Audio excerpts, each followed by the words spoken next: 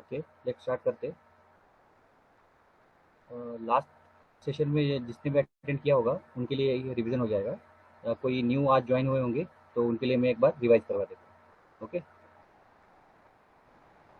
Full stack मर्न development course में हमने उसके वेरिएंट्स देखा हमने, जैसे कि मीन, मर्न, ये दो दो टाइप्स के जो कोर्स है जो पॉपुलर है, जो अभी करंट इसमें आईटी इंडस्ट्री में ये पॉपुलर है। तो हम मन मन स्टैक को हम देखने वाले कंप्लीटली। ओके, हम लास्ट सेशन में कवर किया था फ्रंट एंड क्या है और बैक एंड क्या है और उसका यूजेस क्या होता है। ओके, जो फ्रंट एंड में user interface and client side होता है, एंड बैक एंड साइड में सर्वर साइड, जो हम बैक एंड में जैसे कि जो भी डाटा हम इनपुट करते हैं वो बैक एंड में रहता है, और फ्रंट एंड साइड में जो यूज़र को जो दिखता है, जो भी हम इनपुट करते हैं या हम एक्सपीरियंस करते हैं, यूएक्स बोलते हैं उसको, तो वो यूज़र साइड रहता है। और जो बैकएंड में जो हम डाटा इनपुट करते हैं वो बैकएंड में स्टोर होता है सर्वर साइड में। ओके, और मर्न का फुल फॉर्म है मोंगोडीबी, एक्सप्रेस.js, रिएक्ट.js एंड नोड.js। ओके, और फ्रंट एंड टेक्नोलॉजी में हम रिएक्ट.js, HTML, CSS, जावास्क्रिप्ट, बूटस्ट्रैप, ये कोम्बो पैक है, और बैकएंड साइड में express web framework and Mongo, Node.js and web servers. उसके साथ हम मोंगोडीबी के साथ हम डेटाबेस कनेक्टिविटी करते हैं। जैसे कि फ्रंट एंड टेक्नोलॉजी हम रिएक्ट के लिए यूज कर सकते हैं, जैसे कि जावास्क्रिप्ट का एक फ्रेमवर्क है। ओके, और बैक एंड टेक्नोलॉजीज में हम एक्सप्रेस.js, मोंगोडीबी एंड नोड.js, ये हम टेक्नोलॉजी बैक एंड साइड के लिए यूज करके हम कंप्लीट एक वेब डेवलपमेंट, एक एप्लीकेशन बनाते हैं, सिंगल पेज एप्लीकेशन रिएक्ट के हेल्प से। और एक जावास्क्रिप्ट एक प्रोग्रामिंग लैंग्वेज है, उसका एक फ्रेमवर्क है रिएक्ट जेएस। जैसे एंगुलर जेएस और रिएक्ट जेएस है, तो ये मोस्ट पॉपुलर है, जो करंट आईटी इंडस्ट्री में ये बहुत डिमांडेड कोर्स है। और फुल स्टैक डेवलपमेंट में ज़्यादा से ज़्यादा एक तो एंगुलर या तो फिर रिएक्ट जेएस, कहीं पर भी आप कंपेरेटिव करोगे तो आपको दोनों में डिफरेंस पता चलेगा कि दोनों भी कोर्सेज, जैसे एंगुलर हो या रिएक्ट हो, दोनों भी डिमांडेड कोर्स है और दोनों भी अपनी जगह पे कॉम्पिटेट कर रही है। ओके, जो रिएक्ट है जो एंगुलर से एक स्टेप आगे है। ओके, तो मन स्टैक ही क्यों, उसके लिए ये कैसे stack based only on one language, that is JavaScript. मतलब जावास्क्रिप्ट वर्ल्ड वाइड में। ओके,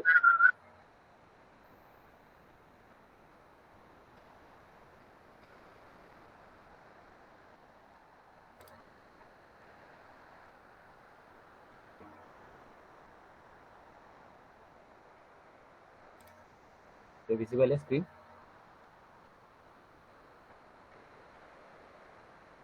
स्क्रीन विजिबल है सबको? Yes sir. Okay fine. तो मन हम क्यों यूज करते हैं, मन स्टैक हम क्यों यूज करते हैं? क्योंकि एक जावास्क्रिप्ट जो लैंग्वेज है, जो वर्ल्ड वाइड में आप चेक करके देख सकते हो, तो जावास्क्रिप्ट सबसे पॉपुलर लैंग्वेज है। ऑलमोस्ट 70% वर्ल्ड वाइड में जावास्क्रिप्ट ही यूज होने वाला लैंग्वेज, ऐसा एक लैंग्वेज है जो उप्स कॉन्सेप्ट जो है, जिससे हम mobile application versus web application हम इजीली बना सकते हैं। और जावास्क्रिप्ट एक ऐसा ऐसा प्लेटफॉर्म है जहाँ पर हम इजीली हम कोई भी एप्लीकेशन बना सकते हैं। जैसे कि मोबाइल एप्लीकेशन के लिए रिएक्ट नेटिव है, जैसे हम रिएक्ट यूज कर रहे हैं, तो और अगर एंगुलर है तो आयोनी करके आता है मोबाइल एप्लीकेशन के लिए। ओके, तो उसकी वजह से ये दो दो फ्रेमवर्क है जावास्क्रिप्ट के, जैसे कि पेरेंट समझ सकते हो जावास्क्रिप्ट को, उसके child react JS versus angular, ये दोनों उसके फ्रेमवर्क है। अगर जावास्क्रिप्ट जिसका भी क्लियर होता है कंसेप्ट, तो उनके लिए रिएक्ट जेएस और एंगुलर जेएस बहुत ईजी हो जाएगा।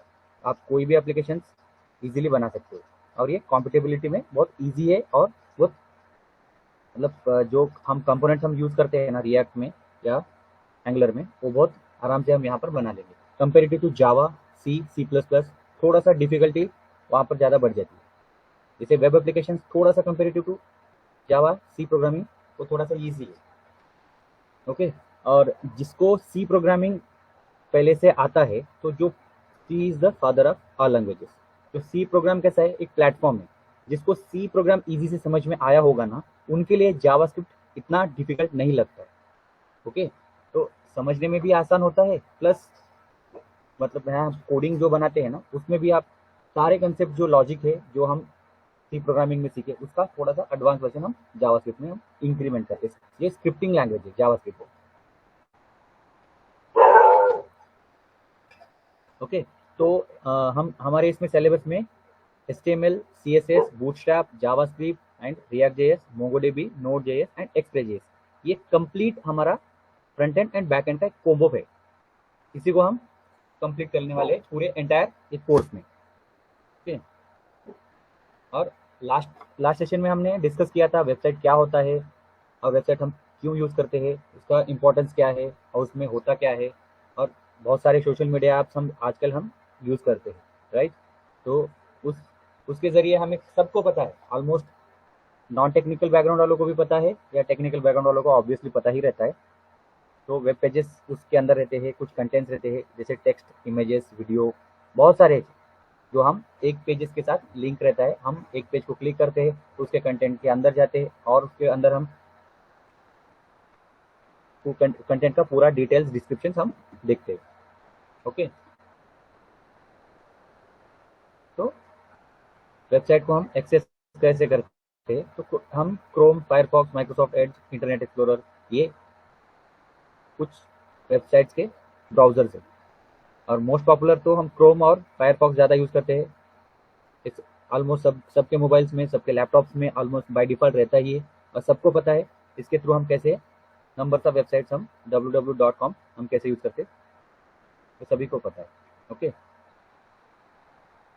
और हमने लास्ट सेशन में ये भी डिस्कस किया था टाइप्स ऑफ वेबसाइट्स क्या होता है, स्टैटिक वेबसाइट उसमें क्या क्या मतलब क्या क्या कंटेंट हम यूज़ करते हैं, और डायनामिक वेबसाइट में हम उसके कंटेंट्स को हम कैसे देखा जाते हैं। ओके, फर्स्ट है जैसे कि हम स्टैटिक वेबसाइट, उसका नाम से ही पता चलता है कि स्टैटिकली वो कैसे जो भी कंटेंट रहता है ना उसको हम चेंज नहीं कर सकते। तो स्टैटिकली हम उसको सिर्फ व्यू कर सकते हैं बट उसके अंदर हम चेंज नहीं कर सकते। जैसे कि विजिटिंग कार्ड है, राइट। तो एक विजिटिंग कार्ड को हम जब हाथ में जब लेते हैं इन हैंड, तो हम जस्ट उसको है हम क्या कर सकते हैं, फ्रंट और बैक या जैसा है एज इट इज हम उसको व्यू कर सकते हैं, right.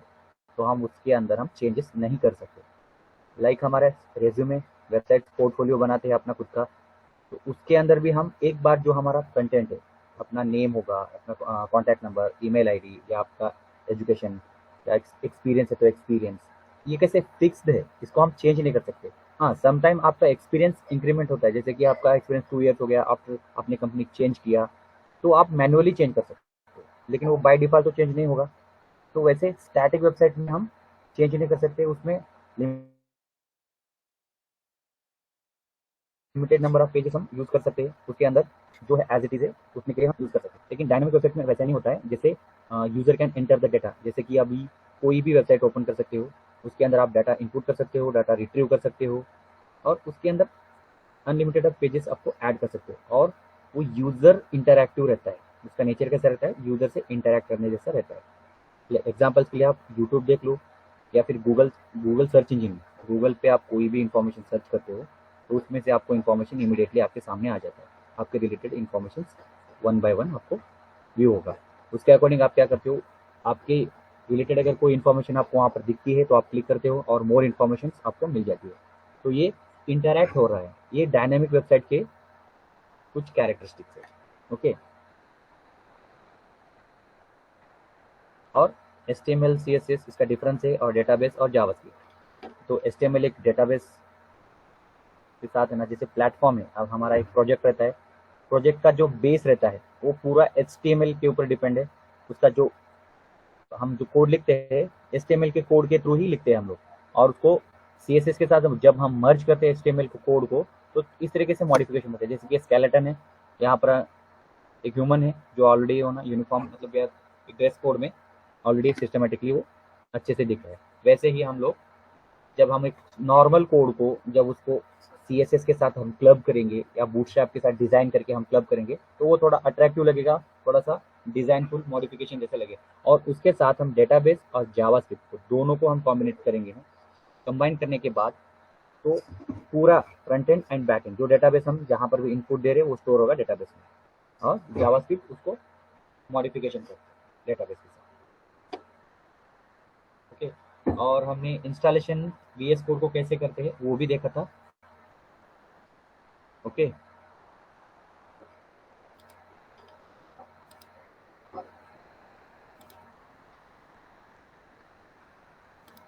VS Code. Okay,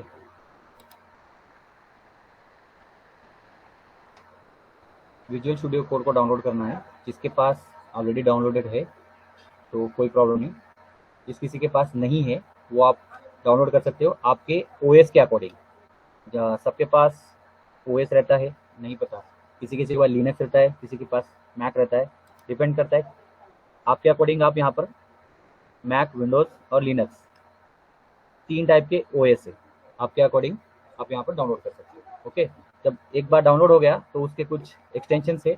extension by default आपको ये यहाँ पर दिख रहा है ना, एक्सटेंशन है, सर्च करना है, आपको डाउनलोड करना है। कुछ बाय डिफ़ॉल्ट एक्सटेंशन आपको नीडेड है। ठीक है, अभी मैं यहाँ पे VS कोड ओपन करता हूँ, राइट।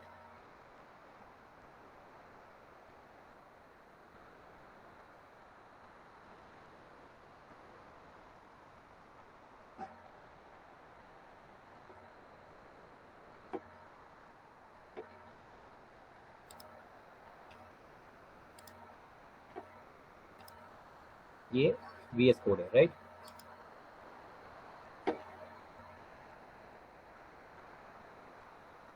आपको यहाँ पर एक्सटेंशन पे क्लिक करना है। ओके, और यहाँ पे मेन हमें क्या चाहिए, जब हम बेस से स्टार्ट कर रहे हैं, राइट, तो हमें फर्स्ट वन में हमें यहाँ पर एक लाइव सर्वर चाहिए। तो भी आप कोड टाइप करते हो तो उसका आउटपुट आपको लाइव देखना चाहिए, राइट। ऑलरेडी मैंने कुछ एक्सटेंशन इंस्टॉल किया हुआ है, लाइव सर्वर है, यहाँ पर देखो मैंने इंस्टॉल किया है। ओके, अब मैं इस पे क्लिक करता हूँ। ओके, ऑलरेडी मैंने लाइव सर्वर इंस्टॉल किया है।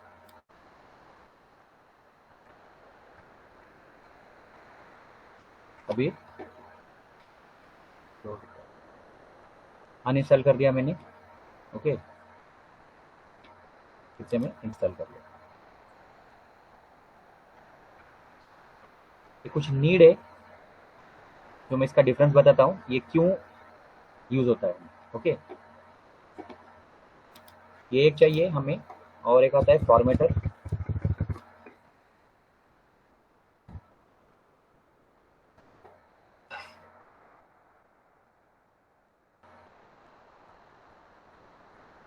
बाय डिफ़ॉल्ट यहाँ पर एक मैंने ऑलरेडी इंस्टॉल किया हुआ है, रिटायर कोड फॉर्मेटर करके। ओके, जो कोड आपको एक अलाइनमेंट में चाहिए इंडेंटेशन के लिए, तो ये फॉर्मेटर नीड है। ओके,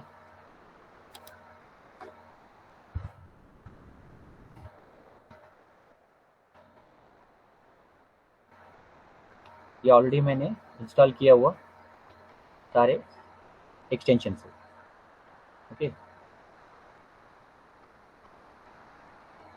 और यहाँ पर आता है एंड मैंने कुछ स्निपेट्स वगैरह ऐड किया हुआ, जैसे कि आप एक एक वर्ड कीवर्ड अगर आप टाइप करते हो तो उसका एडवांस वहाँ पर शो करता है। उसके लिए स्निपेट आपको HTML स्निपेट डालना जरूरी है।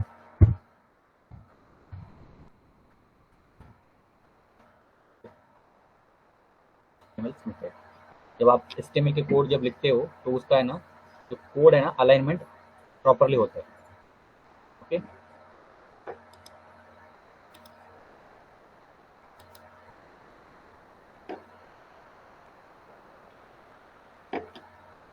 ये हो गया VS कोड का। हम अभी HTML का थोड़ा ओवरव्यू देखेंगे और उसके बाद हम कुछ प्रोजेक्ट स्ट्रक्चर देखेंगे और उसको डिटेल में हम कैसे हम ये एक्सटेंशन के साथ हमने क्यों इंस्टॉल किया था और वो यहाँ पे HTML में कैसे यूज हुआ और हमें उसका यूजफुल क्या होता है वो देखेंगे। तो पहले आपको कुछ सिलेबस है, किसी ने डिमांड किया था सिलेबस चाहिए, ये सिलेबस बता देता हूँ आपको। HTML है, CSS है, जावास्क्रिप्ट, बूटस्ट्रैप, jQuery और interaction with MongoDB, Node.js, Express.js and GitHub। Okay, और ये कुछ React.js के कंटेंट है, जैसे introduction to React.js, installation of React.js और React कैसे इंस्टॉल करते हैं, रिएक्ट के फीचर्स एंड सिंटैक्स उससे कैसे यूज़ करेंगे, रिएक्ट के कंपोनेंट्स प्रॉप्स एंड स्टेट वो कैसे होता है, स्टाइलिंग कंपोनेंट्स वो कैसे यूज़ करते हैं। उसके बाद रिएक्ट कंपोनेंट लाइफ साइकिल, पूरा लाइफ साइकिल मेथड रिएक्ट का वो भी देखेंगे। एचटीटीपी रिक्वेस्ट, अजैक्स, कॉलबैक्स कैसे करते हैं, सिंगल पेज एप्लीकेशंस को रिएक्ट राउटिंग में हम कैसे इम्प्लीमेंट करते हैं, और रिएक्ट के फॉर्म से एंड रिएक्ट वैलिडेशन। जब हम फॉर्म में कुछ इनपुट देते हैं तो उसका वैलिडेशन हमें नीड रहता है, जैसे कि मैंडेटरी कुछ पार्ट रहते हैं वो मैंडेटरी कैसे करते हैं। लास्ट में डिप्लॉयमेंट और रिएक्ट रिडक्स से फिर मिडलवेयर सारा थंग, ओके, और यूनिट टेस्टिंग इन रिएक्ट, और web pack server side rendering with react, जो एपीआई को कॉल कैसे करना, real time app real application hosting. तो जो आपने रिएक्ट में जो भी आप एप्लीकेशन बनाया है तो उसको रियल टाइम में आप कैसे होस्ट कर पाओगे, ठीक है, वो भी। और मर्न डेवलपमेंट मतलब एंटायर आपका डिज़ाइन जो रहता है, जैसे कि बूटस्ट्रैप का डिज़ाइन है, ओके, आपने कुछ डिज़ाइन बनाया है एचटीएमएल सीएसएस और बूटस्ट्रैप, तो तीनों डिज़ाइन को रिएक्ट के साथ हम इंटीग्रेशन करते हैं। वो हम बाद में सेशन में, ये जब तीनों कंप्लीट हो जाएगा ना, एचटीएमएल सीएसएस बूटस्ट्रैप, ये जो कंप्लीट एक डिज़ाइन रहता है, जैसे कि एक फिग्मा आता है, तो फिग्मा में हम पहले डिज़ाइन सेट कर लेते हैं, उसके बाद हम उसको इंटीग्रेशन करते हैं रिएक्ट के साथ, ओके। तो आपके लिए बाद में जब एंटायर कोर्स कंप्लीट होने के बाद आपको प्रोजेक्ट रहेगा, मे बी 2 प्रोजेक्ट्स रहेंगे आपके लिए, ई कॉमर्स प्रोजेक्ट, और ये डिटेल्स आप एक ना, मैं एक बार मैनेजमेंट से पूछ लीजिए या मयूर सर से एक बार बात कर लीजिए। तो लास्ट में आपको है ना प्रोजेक्ट मिल जाएगा आपको, इसके पहले कोर्स कंप्लीट होने के बाद हम प्रोजेक्ट के पर काम करेंगे, okay.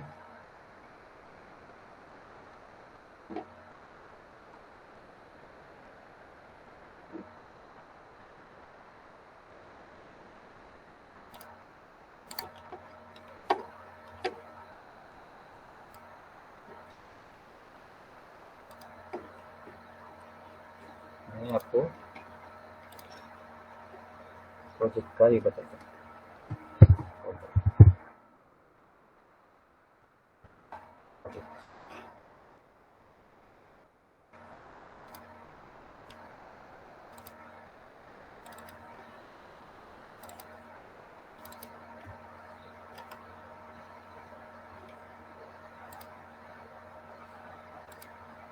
Code,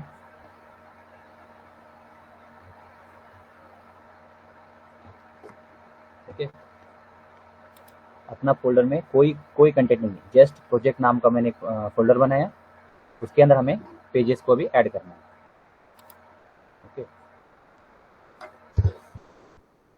index dot TML, okay, मैंने एक पेज बनाया।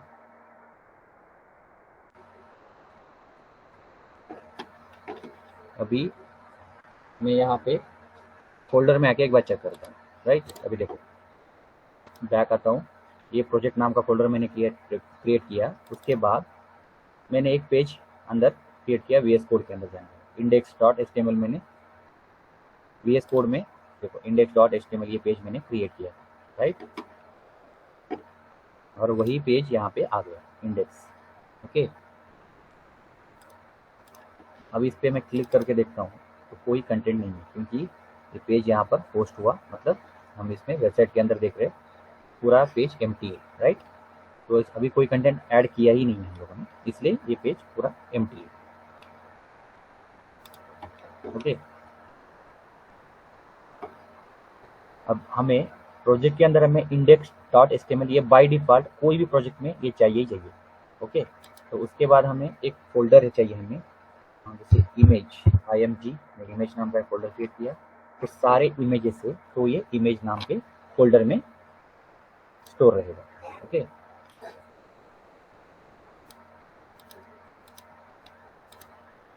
और हमें एक CSS का फोल्डर बनाना होगा, उसके बाद और एक फोल्डर JS फोल्डर, जो जावास्क्रिप्ट की फाइल है जो JS फोल्डर में रहेगा, जो CSS के फाइल CSS के फोल्डर में रहेंगे, और यहाँ पर एक HTML का फोल्डर रहेगा, तो HTML का फोल्डर HTML में रहेगा।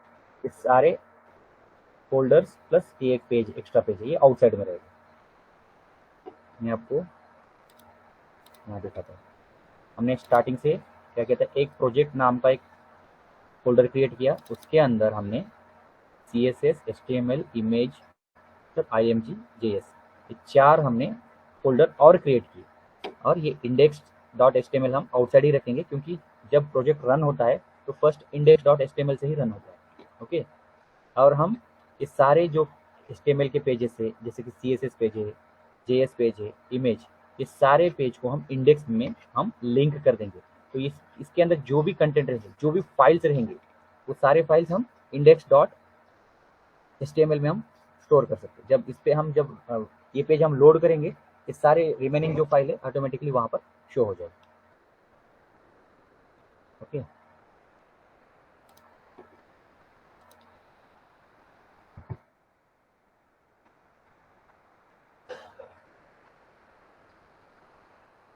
अभी मैं यहाँ पे एंटर दबा देता हूँ, तो ये बाय डिफॉल्ट HTML का कोड आ गया, राइट। तो ये HTML के कुछ रूल्स है जो हमें थोड़ा ध्यान में रखना है। कि बाय डिफॉल्ट ये शो करता है कि HTML कौन सा वर्जन का है। लेटेस्ट वर्जन है डॉक टाइप HTML, ये लेटेस्ट HTML 5 वर्जन है, जो अभी मार्केट में जो यही यूज़ करते हैं सब लोग। ओके, और HTML लैंग बिल्कुल जो लैंग्वेजेस जो हम यूज़ करते हैं बाय डिफॉल्ट, इंग्लिश लैंग्वेज है EN, इंग्लिश, जो हम by default all over the world में हम English language by default use करते हैं। जो अपने अपने कंट्री में कुछ फ्रेंच, स्पेनिश, जो अरबिक, वो जो उनके उनके कंट्रीज़ में वो लैंग्वेज उनका चेंज हो जाता है। जो बाय डिफॉल्ट हम जो यूज़ करते हैं इंग्लिश लैंग्वेज, तो सभी जगह पर US, UK और इंडिया और कोई अदर कंट्रीज़ में बाय डिफॉल्ट है। और ये जो हेड पार्ट है, ओके, ये हेड पार्ट जैसे कि अभी ह्यूमन का हेड रहता है ना, वैसे ये प्रोग्रामिंग में भी हेड जैसा अपना बॉडी में जैसा हेड होता है, ये सेम हेड है। ओके, और बॉडी के अंदर जो हम प्रोग्राम जो लिखते हैं कंटेंट, ये बॉडी के अंदर लिखते हैं। और यहाँ पर HTML स्टार्ट हुआ है, यहाँ पर एंड हुआ है। ओके, जो जो ओपन होता है ना हेड, उसके बाद स्लैश से क्लोज होता है। ये देखो यहाँ बॉडी ओपन हुआ है, मतलब यहाँ पर ओपन है, यहाँ क्लोज है। एक स्लैश डाल दिया, एंगल ब्रैकेट स्लैश, क्लोज हो गया। यहाँ पर HTML यहाँ स्टार्ट हुआ है और यहाँ पर बॉडी क्लोज हो चुकी है। ओके, स्लैश से। और आपका हेड के अंदर आप बहुत सारे लिंक्स को यहाँ पर ऐड कर सकते हैं, नंबर्स ऑफ लिंक्स।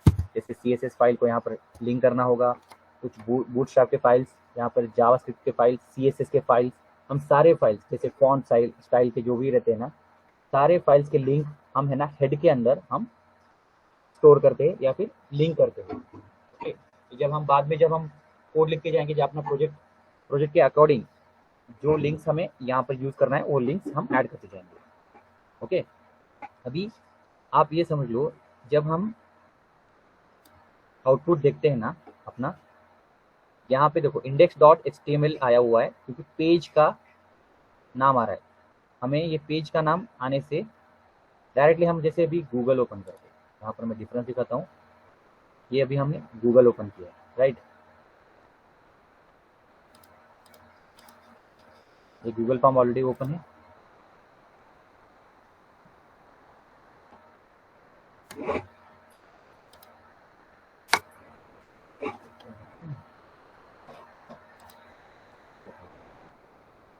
अभी मैंने गूगल मैप्स ओपन किया, राइट।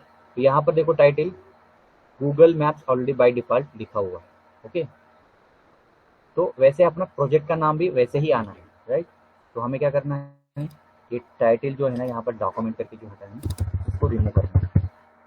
तो भी आपका प्रोजेक्ट का नाम रहेगा, वो प्रोजेक्ट का नाम यहाँ पर आपको डालना है। आपका प्रोजेक्ट नाम रहेगा, समझो ऑनलाइन शॉपिंग, ये आपका प्रोजेक्ट का टाइटल तक समझो। और यहाँ पे बॉडी में तो आप एक हेडिंग लिखो, एंटर, माय शॉप, और मैंने ये सेव कर दिया। यहाँ बॉटम में आप देख सकते हो गो लाइव करके जो ऑप्शन है, जैसे कि मैंने आपको बताया था यहाँ पे एक्सटेंशन में लाइव सर्वर, राइट। ये जो लाइव सर्वर मैंने दिखाया था, वो इसलिए चाहिए जब भी आप कुछ कोड लिखते हो तो आपका कोड को लाइव देखना है, तो इसलिए ये लाइव सर्वर चाहिए।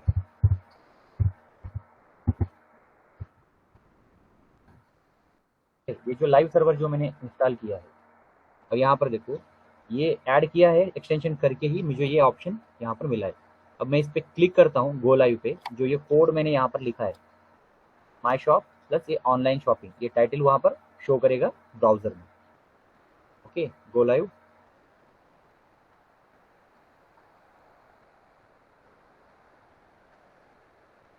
ओके, यहाँ ओपन हुआ। जो माई शॉप है मैंने बॉडी के अंदर लिखा था तो बॉडी के अंदर आ गया। जो डॉक्यूमेंट रिमूव करके मैंने ऑनलाइन शॉपिंग इसका टाइटल डाला था तो ऑनलाइन शॉपिंग टाइटल। आपका प्रोजेक्ट के अकॉर्डिंग आपको इसके टाइटल को सेट करना है।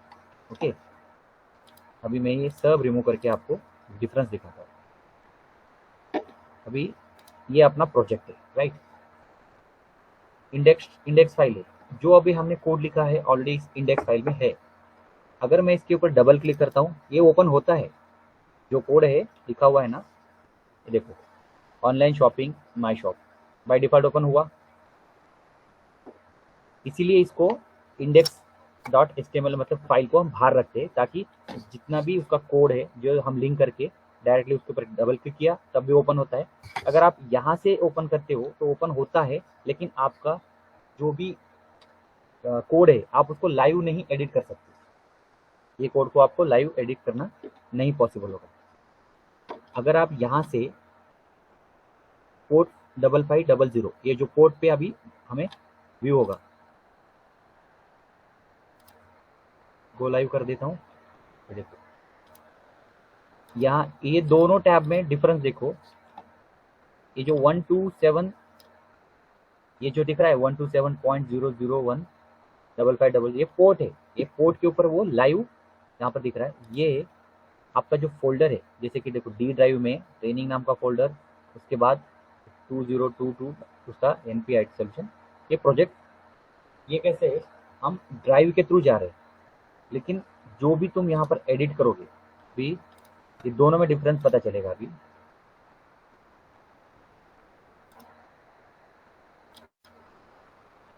अब समझो मैं यहाँ पे एक पैराग्राफ डाल देता हूँ।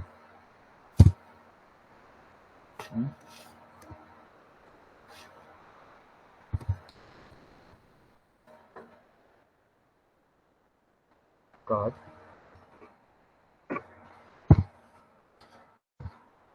इसमें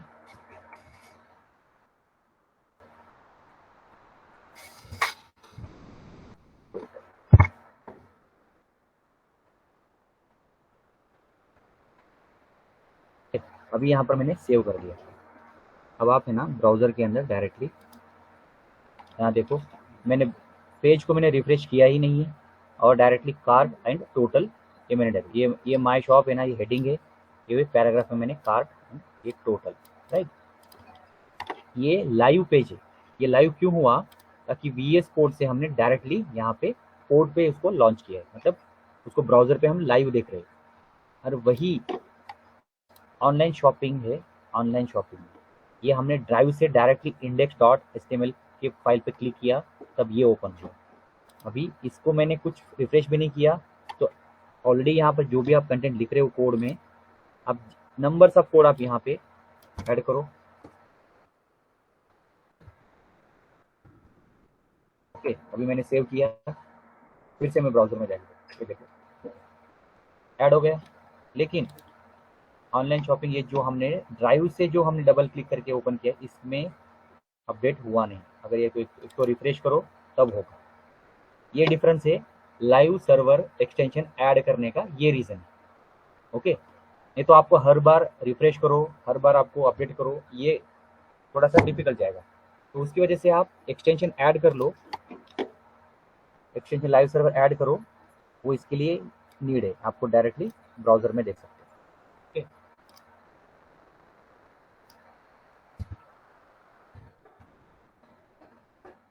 और समटाइम क्या होता है, हर एक कोड है ना एक सिस्टमेटिक वे में लिखना है। कभी भी कोड है ना हमें एक फॉर्मेट में चाहिए। अभी कुछ लोग क्या करते हैं, फॉर्मेट थोड़ा सा, ये जो फॉर्मेट अभी अलाइनमेंट है ना, ये इंटेंडेशन बोलते हैं उसको, एक प्रॉपर वे में है ये। ओके, अभी मैं बोलता हूँ एक लाइन में इधर लिख देता हूँ, और कुछ लाइन है ना मैं इधर लिख देता हूँ, तो थोड़ा सा अप्रोप्रिएट लगता है। एक प्रॉपर डेवलपर्स ये थोड़ा सा ध्यान में रखना है, क्योंकि जब आप अपने खुद के कोड को जब नेक्स्ट टाइम जब ओपन करके देखते हो कुछ एरर आता है या आपके कौन सी लाइन में कौन सा एरर आता है तो आप थोड़ा कंफ्यूज हो जाओगे, क्योंकि अगर आपका कोड अगर एक प्रॉपर वे में दिखता है तो वो आपको भी इजीली आपको फाइंड आउट करने में इजी हो जाएगा और आपको पता चलेगा कि चलो हाँ इस लाइन पे इस जगह पे मेरा कोड मैंने ये लिखा हुआ था, आपको ध्यान में रहेगा। ओके, इसलिए इंटेंटेशन को मेंटेन करना जरूरी है।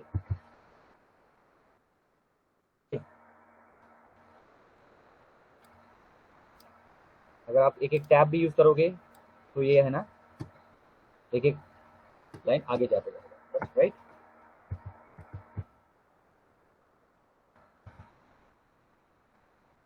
ओके, ये था कुछ बेसिक्स, मैंने है ना प्रोजेक्ट स्ट्रक्चर बताया, ताकि आपको ये प्रोजेक्ट स्ट्रक्चर आपको लाइफ टाइम के लिए फॉलो करना ही पड़ेगा। आप चाहे कोई कितना बड़ा भी प्रोजेक्ट बनाओ तो आपको मिनिमम बेसिक ये तो चाहिए, और एक्स्ट्रा का और भी फाइल्स आएंगी वो आपके प्रोजेक्ट के अकॉर्डिंग वो जब ऐड होता जाएगा, लेकिन मिनिमम आपको CSS का, HTML का, इमेज, IMG इमेज, जितने भी इमेज है यहाँ पर ऐड करना है। JS फाइल, जब जावास्क्रिप्ट के जो फाइल्स रहेंगे वो जावास्क्रिप्ट फाइल यहाँ रहेंगे, जब और भी कुछ रिएक्ट के आएंगे वो रिएक्ट के फाइल इधर और ऐड होते जाएंगे फोल्डर्स। तो फिलहाल के लिए एक मिनिमम लेवल पे इतना एक प्रोजेक्ट चाहिए ही चाहिए, इसको एंटायरली हम प्रोजेक्ट स्ट्रक्चर बोलते हैं। ओके,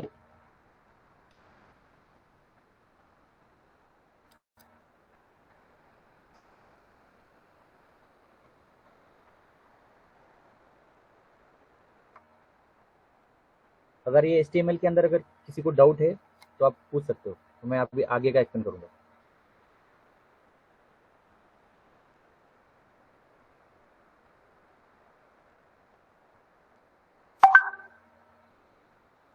ओके,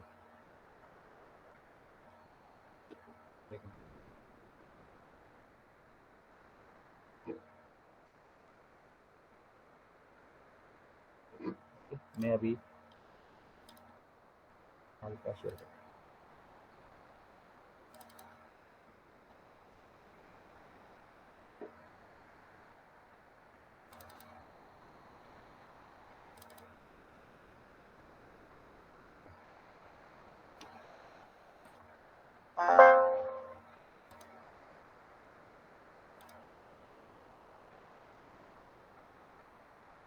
लास्ट सेशन में हमने कुछ बेसिक HTML इंफॉर्मेशन दिया था, मैंने HTML का मतलब है ना फुल फॉर्म क्या होता है। HTML stand for hyper text markup language, एक मार्कअप लैंग्वेज है। ओके, और describe structure of web pages. HTML क्या करता है, कंटेंट पूरा स्ट्रक्चर दिखा देता है वेब पेजेस का। ओके, और HTML consist of a series of elements, उसके अंदर हम एलिमेंट्स लिखते हैं। ओके, और HTML elements tell the browser how to display the content. HTML element क्या करता है, ब्राउजर को बताता है कि उसको दिखना कैसे है, पूरा कंटेंट को कैसे दिखाना है ब्राउजर के अंदर। और HTML elements label pieces of the content such as this is a heading, this is a paragraph, this is a link।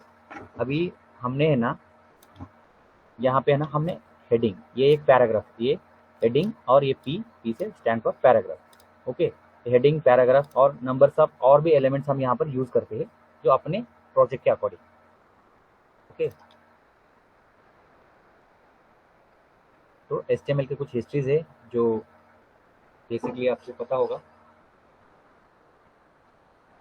HTML was created by team Berners-Lee in 1991, मतलब 1991 में सर टीम बर्नर्स-ली ने introduce किया था और release किया था officially.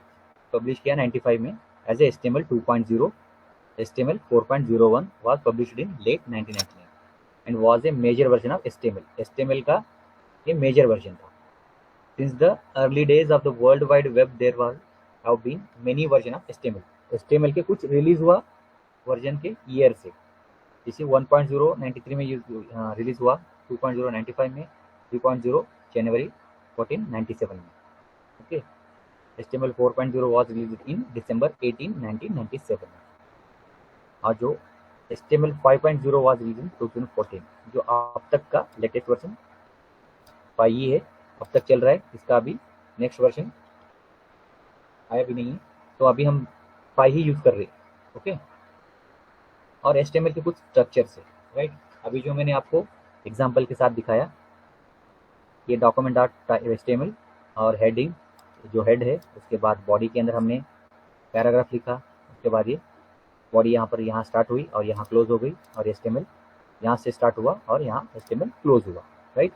ये HTML का एक स्ट्रक्चर है, ये बाय डिफॉल्ट आपको फॉलो ही करना पड़ेगा।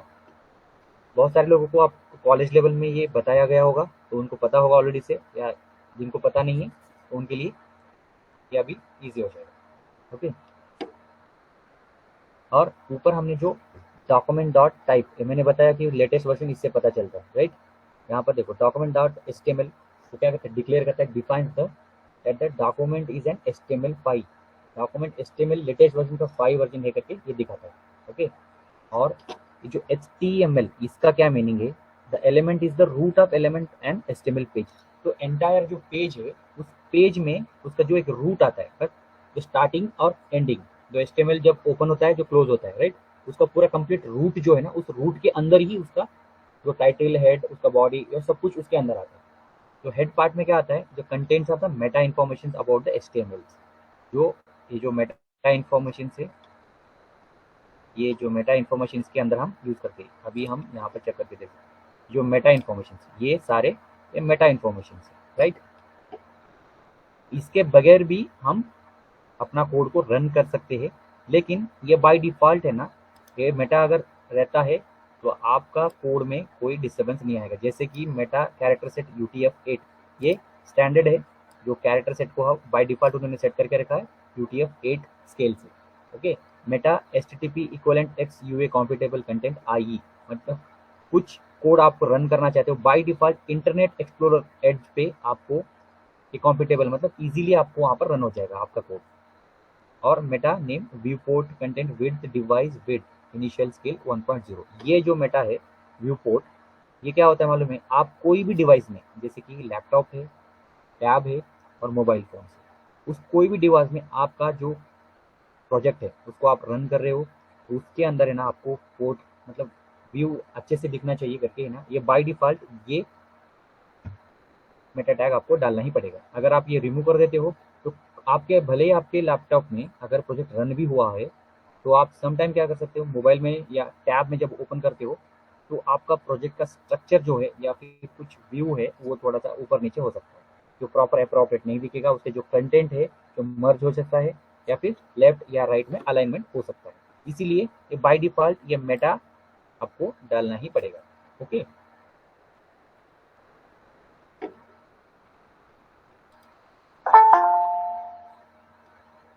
नेक्स्ट है हेड। हेड तो पता है, हेड के अंदर हम टाइटल वगैरह डालते हैं, और टाइटल तो हम प्रोजेक्ट का नाम टाइटल करके यूज़ करते हैं, चाहे आपका प्रोजेक्ट कोई भी नाम का हो, उस प्रोजेक्ट के हिसाब से आप टाइटल आप यूज़ कर सकते हैं।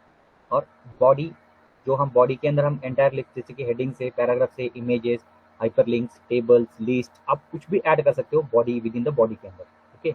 इसलिए बॉडी यूज किया है। और H1 और P ये एलिमेंट है ना, ये हेडिंग के लिए डिफाइन करता है, ये और पैराग्राफ के लिए डिफाइन करता है, ओके।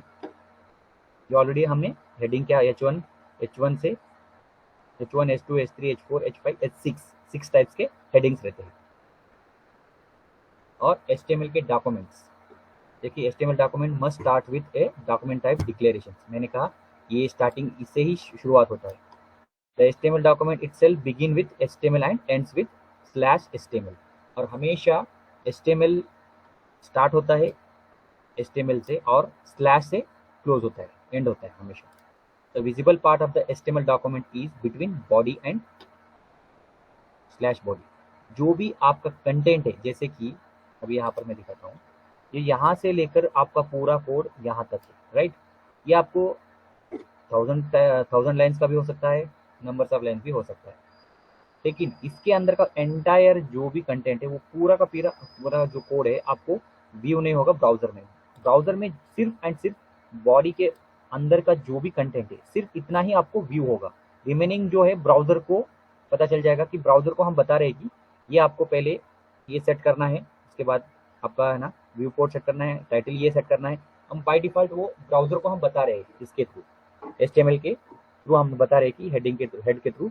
और बॉडी के अंदर जो कंटेंट है सिर्फ वो बॉडी के अंदर, जैसे कि अभी हमारा आउटपुट है ब्राउजर, यहाँ पर ये इस यहाँ से लेकर यहाँ तक ये अपना बॉडी एरिया है, जो भी आप इनपुट वहाँ दे रहे हो, या जो भी आपको इमेज डालना है, या फिर कोई लिंक्स वहाँ पर ऐड करना होगा, या फिर कोई भी आपके हिसाब से लिस्ट, फॉर्म्स या कोई कंटेंट, ये सिर्फ यहाँ पर ही शो करेगा। और बाकी का जो कंटेंट हिडन रहेगा वो सिर्फ ब्राउजर को पता चल जाएगा कि हमने ब्राउजर को करने के लिए क्या कहा है, क्या टास्क दिया है। इसके लिए बाय डिफॉल्ट HTML के ये जो मेटा सेट है, मेटा टैग्स है, ये जो HTML के लैंग्वेज है, ये रिमूव कर दिया तब भी आपका कोड रन हो जाएगा, कोई प्रॉब्लम नहीं है। मैं पूरा एंटायर में मैं पूरा रिमूव कर दूंगा ये, तब भी आपका कोड रन होगा। लेकिन ये बेसिक प्रोग्राम के लिए तो ठीक है, लेकिन जब आपका एंटायर जब लाइव प्रोजेक्ट रहेगा, तब लाइव प्रोजेक्ट के टाइम है ना, ये बाय डिफॉल्ट आपको चाहिए ही चाहिए। अगर ये रहेगा तो आपको कोई भी ब्राउजर में, कोई मॉजिला में, कोई क्रोम में, कोई और सफारी में, या कोई भी आप ब्राउजर में आप जब ओपन करोगे तो वहाँ पे आपको कोई प्रॉब्लम इशू नहीं करेगा आपके प्रोजेक्ट का। Okay, declarations. Okay, document type declaration represents the document type and helps browser to display web pages correctly. ये जो document type है ना, तो document type जो browser को पता चल जाएगा कि ये latest 5 वर्जन का document हम यूज कर रहे हैं, राइट। तो उसके लिए वेब पेज में जो भी प्रॉब्लम्स आता है वो आएगा नहीं जब हम डॉक्यूमेंट ऑफ डॉट टाइप करके हम यूज करते हैं। Okay, it must only appear once at the top of the page before any HTML tag. ये सिर्फ एक ही बार आपको डिक्लेयर करना है एचटीएमएल शुरू होने से पहले।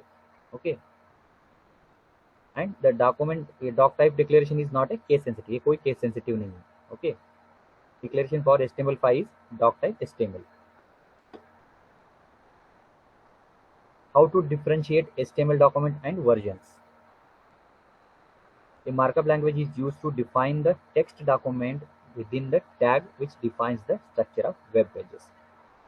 The language markup language क्या करता है, जो टेक्स्ट डॉक्यूमेंट को हम टैग्स के थ्रू स्ट्रक्चर को अलग अलग वेब पेजेस में दिखाता है। जैसे कि older HTML version are not used doc type. पहले का जो वर्जन है, जैसे कि 4.0 मैंने कहा, वो डॉक टाइप यूज करते ही नहीं थे। HTML5 need to use doc type HTML। ये जो सिर्फ एंड सिर्फ HTML5 में ही हम यूज करते हैं डॉक टाइप HTML। सिर्फ ये डॉक टाइप HTML आ गया तो समझ लेना कि ये 5 वर्जन है, राइट। अगर आपने डॉक टाइप पूरा रिमूव कर दिया, जस्ट HTML रखा, तो समझ लेना कि ये ओल्ड वर्जन कंसिडर कर लेगा ब्राउजर। ओके, तो what is an HTML element? तो एलिमेंट क्या होता है? Okay, HTML element is defined by a start tag, some content and an end tag. मतलब जो टैग, जैसे कि ये जो H1 करके जो मैंने लिखा है ना, ये टैग, ये जो एलिमेंट है, ओके, ये जो बीच में एक कंटेंट है, आप कोई भी कंटेंट यहाँ पर ऐड कर सकते हो एलिमेंट के साथ। जो टैग नेम, या जो टैग नेम यहाँ पर क्लोज होना, जैसे कि यहाँ पर मैंने H1 दिया, यहाँ पर H1, ओके। यहाँ पर पैराग्राफ दिया तो पैराग्राफ P, ये टैग नेम से, और उसके अंदर कंटेंट आप कुछ भी लिख सकते हो आपके according. Okay, HTML element is everything from the start tag to the end tag, start tag and end tag। Example के लिए यहाँ पर देखो H1, H1 close, paragraph and paragraph. ये तो हमने अपने कोड में ट्राई करके भी देखा लाइव। ओके, और इसका सिंटेक्स है all in one tag element attribute. जैसे कि यहाँ पर syntax equal to element name, attribute name, value, content and element name. यहाँ पर आप जैसे ऊपर देखा ना एलिमेंट, कोई भी एलिमेंट आपको यहाँ पर ऐड करना है, जैसे कि कुछ एलिमेंट आपको ऐड करना है, और फिर एट्रीब्यूट नेम ऐड करना है, कंटेंट, यहाँ पर कुछ कंटेंट को ऐड करेंगे, एलिमेंट नेम फर्स्ट स्टार्टिंग में और एंड में वो कर देंगे। ये उसका एक मिनिमम सिंटेक्स है एट्रीब्यूट का। जब आप आगे आगे जैसे जैसे आप पूरा HTML का इनडेप्थ में जब जाओगे, तो आप एलिमेंट्स, कितने टाइप के एलिमेंट्स है, कितने टाइप के टैग्स है, आपको पूरा इनडेप्थ में पता चल जाएगा। Okay, what is the HTML tags? HTML के टैग्स क्या होता है? The HTML code the defines every structure on HTML page. Okay, जब है ना एंगल ब्रैकेट, चाहे लेफ्ट एंगल ब्रैकेट हो, राइट एंगल ब्रैकेट हो, ये स्टार्ट होता है कोड HTML से। इसके मिडिल में हम एंगल ब्रैकेट के अंदर ही हम क्या करते हैं, टैग्स लिखते हैं, राइट। ये सिंबल से उसका। ओके, ये सिंटेक्स है, ये ओपनिंग टैग और ये क्लोजिंग टैग्स। एग्जाम्पल के हमने देखा था, ये उसके अंदर हम टैग लिखते हैं P, H या कोई ब्रेक, कोई भी और। ओके, HTML basic tags है. Okay, the document defines the document type. HTML defines an HTML document. Head contains metadata information for the document web pages. Title क्या करता है? Defines A title for the document web pages. Body defines the document body. और H1 से लेकर H6 तक ये define करता है पूरे हेडिंग्स टैग. ओके. और P फॉर पैराग्राफ डिफाइन करता है. BR HR ये अभी हमने यूज नहीं किया. BR मीन्स लाइन को एक लाइन को ब्रेक करता है. HR में एक डिफाइन द मैटिक चेंज, मतलब एक लाइन हॉरिजॉन्टल लाइन को डिफाइन करता है. ओके, मैं आपको एग्जांपल के लिए दिखा देता हूँ. और ये कंटेंट ये है ना कमेंट टैग से, जो मैं आपको ट्राई करके अभी दिखा देता हूँ. समझो ये मैंने यहाँ पे हेडिंग लिखा हुआ है, राइट. तो इसके नीचे मैंने क्या किया? BR टैग ऐड किया, राइट. और मैं सेव किया. आप जाके ब्राउजर में देख सकते हो. एक मिनट, वीडियो ब्रेक किया हुआ ये, इसको मैं रिमूव करके पैराग्राफ यहाँ मैंने ना ये BR टैग ऐड किया. ओके, यहाँ आप देख सकते हो एक लाइन ब्रेक हो गई. ओके, अगर आपको और एक लाइन ब्रेक करना है, इधर ही आप इसको और एक बार ब्रेक करके लिख दो, तो 2 लाइन ब्रेक हुई. यहाँ पे 1 2 ये 2 लाइन ब्रेक होंगी. ओके, इसलिए यहाँ पर BR टैग यूज होता है. जब भी आपको एक लाइन ब्रेक करना होगा ना, तो आपको BR टैग यूज करना है, राइट. और HR defines thematic change in code, मतलब HR लाइन हमें क्यों यूज करना है. अब समझो मैं यहाँ पे HR सेव. यहाँ पर देखो एक लाइन आ गई हॉरिजॉन्टल लाइन. ये HR हॉरिजॉन्टल लाइन जब भी आपको यूज करना होगा तो ये HR यूज करना है, और आपको यहाँ पर एक लाइन ऐड हो जाएगी. ओके, अभी मैं यही HR को समझो कॉपी करके हेडिंग के ऊपर भी मुझे चाहिए लाइन, नीचे भी चाहिए. ओके, या देखो ऊपर देखो माय शॉप, उसके ऊपर भी हॉरिजॉन्टल लाइन, नीचे भी हॉरिजॉन्टल लाइन. सम टाइम आपको ऐसा नीड होगा, अगर मुझे एक लाइन चाहिए तो आप HR यूज करो. अगर आपको एक लाइन ब्रेक करना होगा तो BR यूज कर लो. ओके, और लास्ट में मैंने बताया था ये कमेंट टैग्स, राइट. अभी आप बहुत सारा कोड लिखते हो, नंबर ऑफ कोड लिखे, लेकिन आप कोड कहाँ से लेके कहाँ शुरू हुआ कुछ पता नहीं रहता आपको.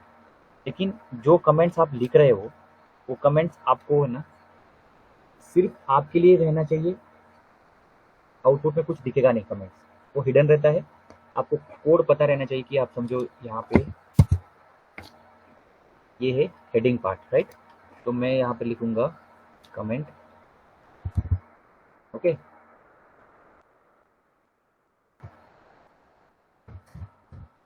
Heading part, right. ये यहाँ पर हेडिंग स्टार्ट हुआ है और हेडिंग कहाँ पर खत्म हुआ है. एग्जाम्पल समझो,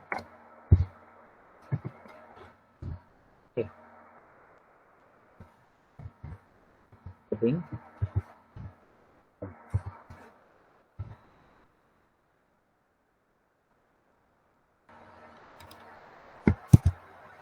यहाँ पर पैराग्राफ स्टार्ट हुआ, तो मैं यहाँ पर कमेंट लिखूंगा पैरा स्टार्ट.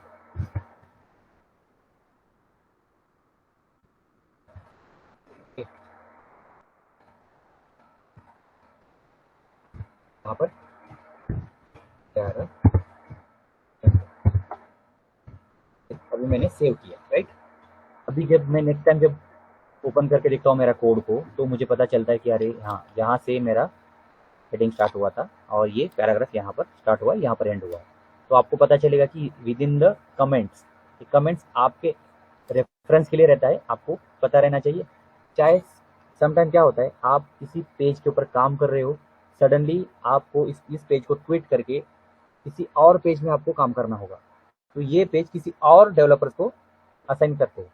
तब वो न्यू डेवलपर आके आपका ओल्ड कोड को वो जब व्यू करेगा, तो उसको भी पता चलेगा कि अरे हाँ, इन्होंने है ना, जो प्रीवियस वन का जो डेवलपर्स था उसने स्टार्ट किया था, अरे हाँ इसमें तो यहाँ पर स्टार्ट हुआ है, हेडिंग स्टार्ट हुआ, यहाँ पर हेडिंग एंड हुआ है, यहाँ पर पैराग्राफ स्टार्ट होके यहाँ पर एंड हुआ है। हाँ, उसको इजीली समझ में आ जाएगा। या फिर आप बहुत दिनों के बाद आप जब भी यही कोड आप जब ओपन करोगे या आप प्रोजेक्ट को रीओपन करोगे, तब आपको ईज़ी से आपको फाइंड आउट होगा कि हाँ, मैंने यहाँ पर ये स्टार्ट किया था, यहाँ पर ये एंड हुआ है। तो आपको ईज़िली फाइंड आउट होगा।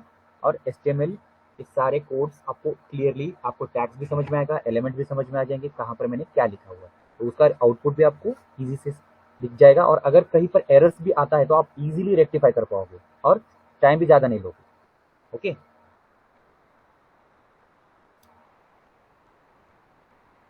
तो ये बेसिक ही हमने डिस्कस किया एचटीएमएल का। अभी आगे का हम नेक्स्ट सेशन में हम एक्सप्लेन करेंगे। अब तक का एचटीएमएल का या फिर कोई सिलेबस का या कोई और कोई डाउट है या कोई इन्फॉर्मेशन चाहिए, आप पूछना होगा तो आप पूछ सकते हो।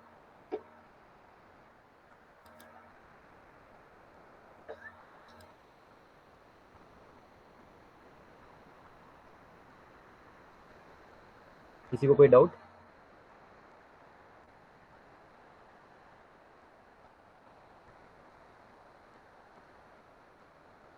एनीबडी?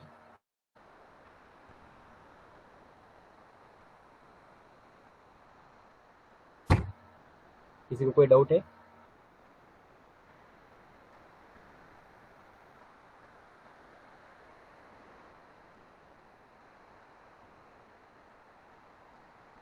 ओके देन, आज का सेशन यहीं पर एंड करते हैं। मिलते हैं नेक्स्ट सेशन में। Okay then, thank you one and all.